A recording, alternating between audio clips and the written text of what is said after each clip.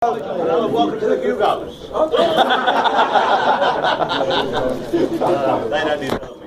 Alright, so how do we start? Do we just start talking at you or with you, or what do we do? What's the I was going to talk at them, a bit of an idea about what you're doing. We've got your comics. If you don't mind signing a couple, I'm sure they would mind. Well, first of all, sorry I'm a bit late. I left my house 2 hours ago, the other side of London, thinking I would be in plenty of time. People came here quicker than from Ireland, I found out, that it took me to get from north to south, so apologies for that. Ian, of course, was on time, but for him, staying in a hotel is a very rare opportunity. So he's upstairs having sort of, I guess, honeymoon sex. Yes. So we've got that out of the way. That's great, right. Who wants to start? You all know Ian, of course. I'm sure you know Ian's incredible work. I've just got up with some of the best stuff. I just got hold of, is it the Coven? Coven. Finally got hold of the Coven, which is great. And it's never been released in trade, has it? No, not yet. But I got together with Ian, thanks to Eric Stevenson, because he told me about Ian's work. I'd already read Marine Man. He wanted me to do some more stuff with Image, and I was very excited about that. So that's how we got together. Yeah. And I know I've loved working with you. I've loved working with you. Well, there you go. What a lovely story. This is what we're saying behind the scenes as well. Yeah. And Revenge. I don't know how many people have seen Revenge. Have you seen it? Okay. Did you like it? Yes. It's very much in the tradition of Marine Man. We decided well, an all-ages, family-friendly comedy. But that actually now is a concern. I hadn't thought at the time. But you know, people who come to signings and they've got Marine Man, and then they pick that, we have to grab it out of their hand very quickly. So children don't see stuff. It's true. It's true. We've sectioned off part of the boot actually. Yeah, just to hide that. But it's 4 issues. All written, almost all completely drawn now. 2's being printed as we speak. Yeah. 3 is finished, cut their lettering this week. Colouring, I've got so that'll be on time. 4, just a few pages of tweaking. What we've done with book 4 is, it came out and it got some great reviews. Some people loathed it, mainly for the gratuitous violence. They said, oh, it's full of gratuitous violence, which was kind of the intention. So it was an odd thing to be criticised for, because that's what we wanted it to be. But some people in the reviews pointed out some very clever ideas that we really hadn't thought of. So we decided to rewrite book 4 with those ideas in it, to make it look like we were as smart as the people who've been reading book 1. So we changed like 3 pages. That's the joy of the internet, isn't it? Absolutely. Is that people can tell you what they think of it, and you can say, oh, that's what I see, that's what we were doing. We didn't realise. Okay, let's make it end that way then. Ian's taught me into not killing him off completely again. Yeah, I think it's a good idea. I had kind of almost everyone being very horrible people, all dying horribly, but I think we've got it so that he kind of lives, but not in a particularly nice way. Depending on how you tell it. So, but the good news is, though, from your point of view, I hope is, if people like it, is they will all be on time. Yes. You know, and I really hated the fact that every time I've worked in the 2 comics I've worked on before, have both suffered delays. Loads of reasons. Artists, but loads of reasons. One wouldn't want to point the finger at the artist particularly, but it's the fucking artist. Ian, not so much, and here also I learned from it, and we both were more realistic about it. We decided, let's get a few under our belt, completely finished, the way we're happy with them, before we even think about soliciting and putting them out there, because you know we know what an impact it has on a readership. If they like it and they come in for book 2 and it's not on time, then they're probably going to wait for the trade, and that's bad for you, it's terrible for us. So, and it's just a sort of deflating experience all around. So these will all be on time, as indeed I hope all the stuff I do in the future will. I'm hoping very much to work with Ian again soon, although I'm trying to bully him into doing another Marine Man before he does anything else, because I know there's a big appetite for that out there, and it would be a shame to leave that too long. So you want more Marine Man like I'm more Marine Man, then talk Ian into it. I know you're keen, aren't you? I am keen. And you've got the idea. It's written, I'm just going to draw it. So there you go. It's just that artist, once again, that's slowing the whole thing down. It's a sort of really bipolar problem you've got going on there. So that's it, really. I don't know if you want to ask some questions, or if you want us to talk some more about where the book's going, or other plans we have for the future, or the civil partnership we have planned coming up. What other projects have you got planned? What have I got planned? Yeah. I've got a number of books planned, but what I've learned in the past is, for example, America's Got Powers, which I thought was a good idea, a really good idea for a book, and I felt I let the team down a bit on that one. So I started writing it, then I started listening to Brian's ideas, which were all good ideas, but weren't the same as the path I was taking on, and we started changing it as we were writing the book, and I think in the end, it kind of fizzled out, when it should have been much more specifically focused on the idea of the reality show and the kids being forced to do that, and believe it or not, I'm talking some about turning it into a TV series, but going back to the basics of what it could have been, what it should have been, and the original notes. And that's in no way a dig on Brian, because Brian's a great writer, a really good writer. He did a Captain America thing for Marvel, which hasn't appeared yet, and I don't know why, and I saw it. The art was awesome, and also the story was great. And there are a number of ideas which I think have appeared in other Marvel books since then, because of course it's Marvel property, which he's not really getting the credit for he deserves, which is a shame. But anyway, so it really was a matter of me kind of learning much more how to kind of not keep your powder dry so much, but actually pace yourself. So, you know, don't go out with the idea before it's ready. I mean, I'm lucky that I know a lot of the big writers in comics, and they all say the same thing to me now, which is, you know, if you're going to write something, write it. Don't go around talking about it for a year. Don't sell it before you've written it, because you'll kind of have used up the best parts of it in rooms like this, you know, or at tables with people, and then when you sit down to write it, you feel you've told the story, so you sometimes try and tell a different story, and you weaken it as a result. You know, so that's what I'm trying to learn what to do. But I was writing on some today, so at the moment my show's off until the autumn, so I'm trying to really capitalise on that. And there's a few people I'm hoping to write with. There's a lot of artists I've spoken to. Some are here. I want to get Golden Age off the ground. That was a book I started with Tommy Lee Edwards, and then Tommy Lee decided one book in to go and do another job without telling me. Then he came back, and then he decided he didn't want to commit to a long-term comic, which, you know what, I understand and respect, because I know how hard it is for the artist to sit in a room. You know, I mean, it's hard enough to write it, but an artist to sit in and it's like, you know, full-on, really hard work to get a 25-page book, especially that level of hard work, or Ian, the details put in Revenge. It's that's why they all essentially become mad. You know, because it is. You're trapped in a box, aren't you? Yeah, it's true. I'm allowed out. So Tommy and I parted company on that, and I've got the rights to that back now, and I've been talking to an artist who's here this week about maybe doing that, or maybe not. You know, I mean, I've got an artist work with you, a really good mate of mine. He's done independent stuff in America. Don't say anymore. If he's a good mate of yours, that's good enough for me. Exactly. Well, you're going to meet him on the 5th of April. No, you sold him to me already. That's it. That's how it works. Yeah. So anyway, I'm working on a bunch of ideas, but they're all different ideas all over the place, but I'm trying to screw them down and make sure they're good and worth telling before I commit a chunk of my time and ask you guys to put some of your money into selling it to other people for money. I want them to be really good ideas, but they're all over the place. One's fantasy, one's sort of sword and sorcery, one's kind of weird Victorian time travel, which I've had for a long while. I've got some lovely art for already. You know, there's a bunch of stuff. I'm sure we've talked about. Tiki Pete is something else. There's a thing which Ian started talking me to drawing one of my art. I think you should. Yeah, but I'm not. We did a variant cover of this book, which is my art in theory. What it was I did a layout sketch, which really wasn't quite good enough, and he said, "No, that's good." He was very encouraging. Then I drew the figures again, which were better, weren't they? That was good. Yeah. But then Ian basically put it all together, and he's got a magic computer that draws it for you, and somehow it came out looking professional. So I'm not really an accomplished enough artist, but I've got this idea about this guy trapped in the body of a tiki monk who escaped from Hawaii. He used to be a hitman. So I might one day share that with the world. Sounds brilliant. Maybe with your friend Roy. Yeah, well, you're going to meet on the 5th of April, because I'm Glenn. We're going to be at your place in Banbury. Banbury, yeah. We're going to Banbury, ladies and gentlemen. Finally, we've decided. Yeah. Banbury's ready first, but Glenn's a bit over keen, Glenn. He's hired a close-up magician, I believe, while we're signing. Yeah. Oh, well, I've got to be honest with you, it's the weirdest fucking thing I've ever heard. Comic book signing, someone's hired a close-up magician. He does hypnosis. No, okay. He does mind reading. Well, that makes it so much less weird. So that's what I ramble on Facebook. That's what I'm doing at the moment. Okay. Yeah. Can I ask a quick question? I mean, we did a variant to number 1, which is completely sold out, which is going to get signed today. I mean, we haven't arranged anything for 2, but do you lot think that you could sell the variant for 3 and 4 as well? Yeah. No, definitely number 2, because he's coming. I'm always a bit wary of second print's nice. But aren't you wary of it? Because what you don't want it to look like is that you're just trying to get people to buy the same book twice. Yeah, I think if there's the variant cover for the second print of book 1, maybe we should have held that back. It's awesome. I don't know if you've seen it, but Ian's drawn it in the style of a 1970s Marvel comic. That's a lot of fun. Terrific. It looks great. It's really good. And that, I think, I would want to buy that if I was buying a comic series. Yeah. But I think we haven't got a plan for number 2. I'm a bit wary of just using art and we kind of like laying it out. I think it's nice if you've got a fresh cover. Redrawn one. Yeah, I can see. I don't know whether if we we do have go time. that route, then it definitely will. But will that make you late with book 4? No. Crucial question. Book 4 is almost done. Promise you that it's not going to be late at all. No, well, 3's finished, really, isn't it? Yeah, 3 is. It's a few colouring tweaks, lettering's being done, but it'll be on time. Absolutely no trouble at all. Lettering takes longer than you think, especially if the guy lettering it has no knowledge of grammar. Yeah, we see. Very interesting, isn't it? It comes back, it's like a whole new experience for you. It's like a tennis Imagine match. a world in which commas and apostrophes have never been invented. That's what you get back.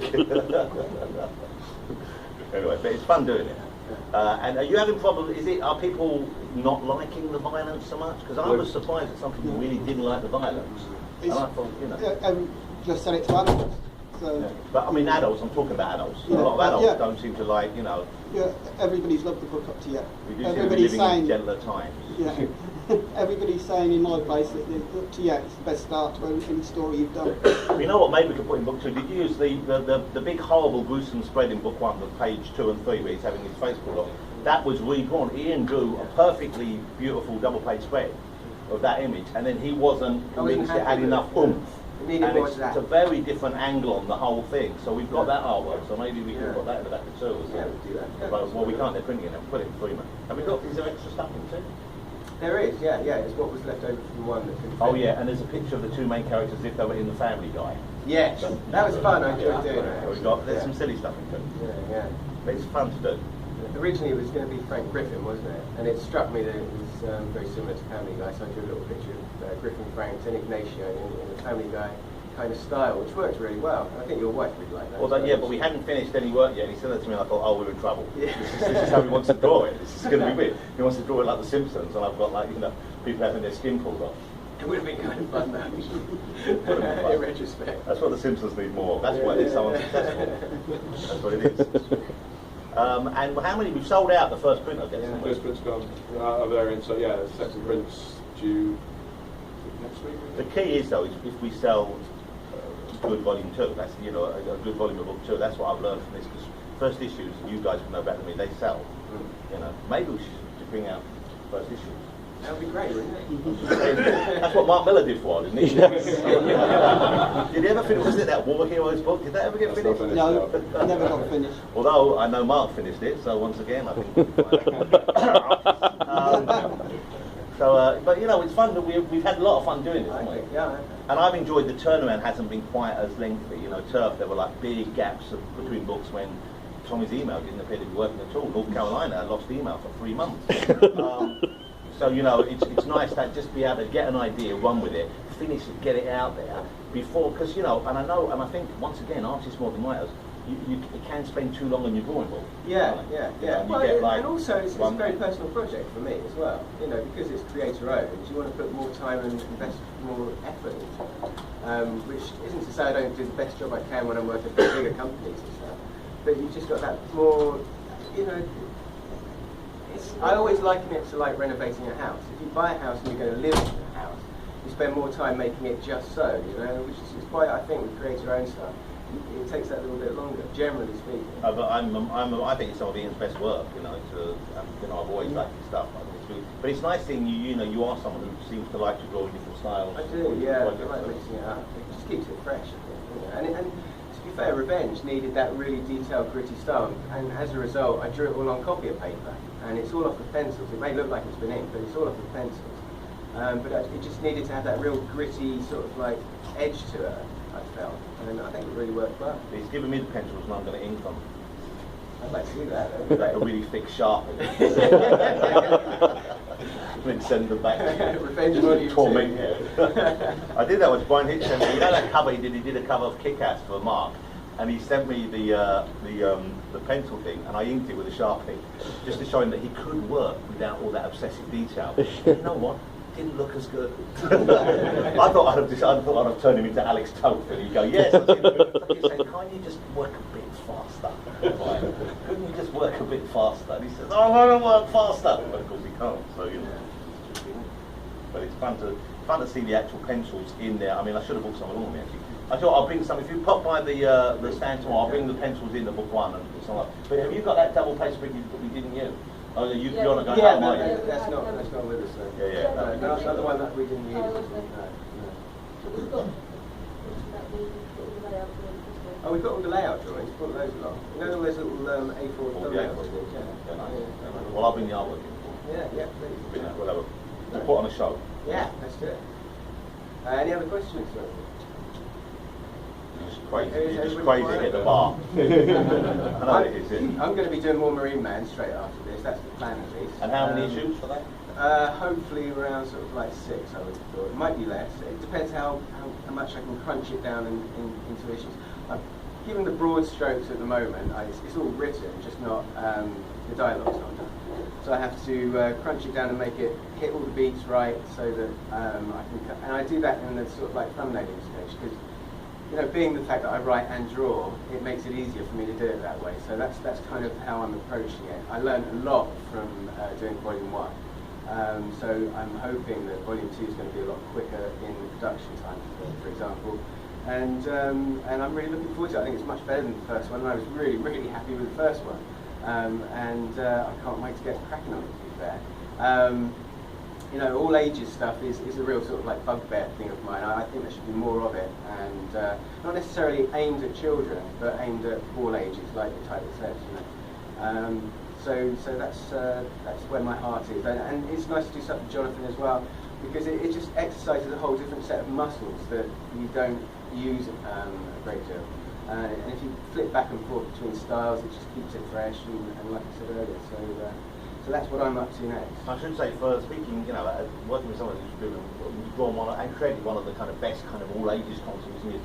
Even I was shocked at some of the sex he put into the I would describe scenes, okay, and then it would come back, and there was a lot more going on than I suggested. At one stage, and this is so unlike me, I actually said, can we just crop that a little bit tighter, because we really don't want to see, excuse me, a dildo going up someone's arse. Yeah. Right? I mean, that's when, let's face it, a little bit of imagination goes a long way. So that's true, isn't it, Sasha? So you have to crop it on it. She's fed up for posing. Both of us being exhausted. But presumably you don't have to script it too tightly. You can lay out the beats and then go back. I keep going back over it and refining it. And I find it works really well doing it like that. But I see everything visually, and then once I've got the thing in front of me, the words just come. I can't do it the other way around. I can, but it's not as fluid. It's just quite easy. That's sweet. And guys, if we can come over and see if we can help you sell them in some way, we're keen to make sure it works for you. I mean, I went over to John's shop in Ireland, had a great trip, thank you. We're going to Glyn's in Banbury. Why the fuck are we going to Banbury? I don't know, but just because Glyn asked us. So we're happy to do stuff, and if you want us to sign books, or if there's stuff we can do, because just as a fan of comics, I appreciate the fact that you guys are out there selling comics to people, and I know it's become this weird industry now that in the last few years. Who knew Steve Ditko would be right about something, but the way the comic industry changed, it changed in a weird way, and now I know how hard it is, because you don't have the footfall of new people coming through as much as you used to. And maybe, in a way I might be able to help that, probably not with a book like Revenge, because you'll bring them in and then scare them off again, but some of the stuff we're doing in the future, and Marine Men can, so if we can help out your stores in some way, then do let us know, and if we can, we'll do. I'll second that. Keen to keep it alive. Cool, sir. Cool. Thank you. Thank you. We've kept a few copies back of Revenge 1, hopefully. Signed it, we'll bring it back for you. And that's why I couldn't get as many as I wanted to. Yeah, exactly. That's why I couldn't. How many do you order? How many can the market in the infrastructure of comic support in Banbury? I ordered 200 in number 1. Wow, pretty good. So, but I'm just thinking there's a limited amount of time you've got there. You can only see so many people. Let's not do this housekeeping now. We'll sign as many as you want. We're going all the way to Banbury. Yeah. So Rich Johnson's mum lives in Banbury. Yeah, Rich is going to be there. Is your mum coming out? I'm going. I'm with you. I'll stay with her. Yeah. Is she sort of looks like you without the beard? Is that what I was? Basically. Yeah. Well, no, I'm not going to say that. No. I mean, maybe she felt like you with a beard. I don't know. Oh yeah. My mum's got a bit of beard. That's it. Really. What would you like, Ian? Apart from what kind of, if we were to do a comic book together next, what would be? Because I know the big new growth market seems, according to Eric in comics, is the female readership, right? But I would have thought, I don't think I would try and write something thinking, oh, this is for women, because that would be A, oddly patronising, and B, almost definitely wouldn't work. But I guess there are certain type of genres, kind of books which have, I mean, like Saga's been a huge seller across, regardless of gender, regardless of age, is the feeling I get, more than anything else. Whereas Walking Dead is probably their biggest book, but that's fairly narrow. I mean, was that selling volume before the TV show, or? No, we're selling well. I suppose at the heart of it, it's the human story. Good stories out there. So basically, just make it good. Yeah. Well, thanks for the help. Thanks for the backhanded compliment. You could make it a little bit better, it might sell. Yeah, thanks. Okay. All right. Excellent. Thank you. Should we all head out before it gets awkward? And even hotter. Cool. Okay, thanks, Andy. Yeah.